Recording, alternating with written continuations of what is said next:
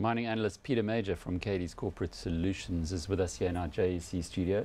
I think Ruben Builder's made some good points there at the end. This was supposed to be the gold factory. This was supposed to be the play on the gold price, the Rand gold price. But my goodness, since January last year, 7 Rand a share. It's down to 2 Rand 80. If you've been playing here, you got pretty sore. Look, I think that was the story of buying these kind of gold shares decades ago. You know, when we were young and we were told Aesop's fables about buy a marginal gold mine, and boy, if they just increase production or improve the grade, or if the gold price goes up, or if the Rand weakens, you'll make multiples on your money. And that's how it looks on paper. So when you do your first spreadsheet, you can prove to your boss, this thing will make money if each of these factors changes. But the reality is, as you said, Alec, these are lifestyle companies. You know, it's almost like the main purpose of this company is to keep its managers in the lifestyle they've grown accustomed to all these years. So if you take a look at executive salaries in this company, if you take a look at executive bonuses, expenses, take a look at that heavy-duty board they got, add up all the kind of senior personnel costs here and compare it with what they delivered. Well, what have they delivered? I think if you start 30 years ago, the share price is down 99%. If you start 10 years ago, the share price is down about 90. If you start a year or 5 years ago, like you said, it's only down 50. So you say the trend is your friend. It's pretty much a lifestyle company. If you want gearing on the gold price, buy some futures. DRD then not one that's going to be in the major portfolio, I see. No, it won't be in my portfolio. But they're doing nice stuff. I mean, they're bringing in the kids from grade 12 and teaching them about maths and science. Obviously, that made it into the commentary. Yeah, they're good for results. breaking in new fund managers. Peter, what about Eskom? Seriously, we had a very interesting discussion yesterday with Andrew Etzinger, again this morning, where Dennis Dykes was saying Eskom have really blown it in the last 5 years. That's got to have an impact specifically on the mining sector. It really does. It's heavier than people realize, but it goes alongside the government regulation and the union trouble and the social labor trouble we've had. It's another big spike in the coffin. It's not a nail, it's not a thumbtack, it's a big spike. So it means even if you could solve relations with government and legislation, the Minerals Bill, BEE, social labor plan, and unions, even if you solved all that, even if the gold price turned around, the electricity will still crucify you trying to build and run a proper gold mine in South Africa. And I think that our program we have every Sunday night, Carte Blanche, they had a wonderful summary, you know, a real succinct summary.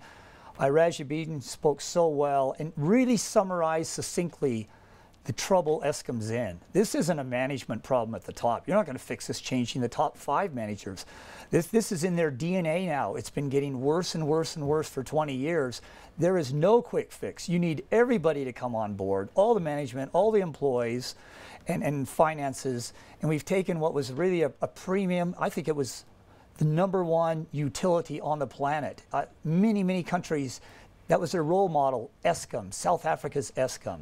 And you look at now, it is so far down and weak and wounded and dying. I don't know if they're going to... And the new CEO, has he got it in him to turn it around? I honestly don't think Moses or Noah could turn this around. I don't think any human being here, you could get Jack Welch in his better days. I think it's the environment, Alec. Yeah, the whole environment surrounding Eskom. And as Raj pointed out, they're short on people, they're short on the right people. They have bad practices built in. Their maintenance is way behind. They're robbing Peter to pay Paul. Their new plants are costing 4 times what they should, but the availability of the existing plants is down to 70–75% instead of their 90–95%. So what would you do if you were Andrew Etzinger, who takes the barbs?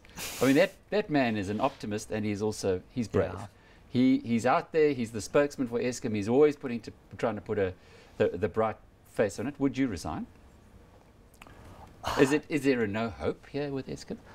Until people admit the problem, yeah, there's no hope. If you're a full-blown alcoholic and you don't think you've got any kind of problem at all, there is no hope. And yeah, so the alkies have taken over. Yeah, the alcoholics are running AA right now. If you look at Eskom, yeah, what would I do if I was president? It's too big a load for Eskom to handle. So I would bring in the private sector. I would rapidly increase private sector involvement to say Eskom can't save this country. Eskom can't generate enough electricity for everybody who needs it now. We got to get in help. And you know what? I might even let somebody build another nuclear reactor. I might even let the Chinese come in and do a solar panel over half of the northern Cape Province. You know, just it might be crazy, but I think right now if the ship's sinking, just let people come in and generate some electricity to take the load off Eskom, because they're trying to do it all on their own. And you see, now they're burning diesel in these open cycle turbines. That's like a jet engine stuck on full throttle. You know, the cost of those things is probably 5 times, 6 times what a normal coal plant is.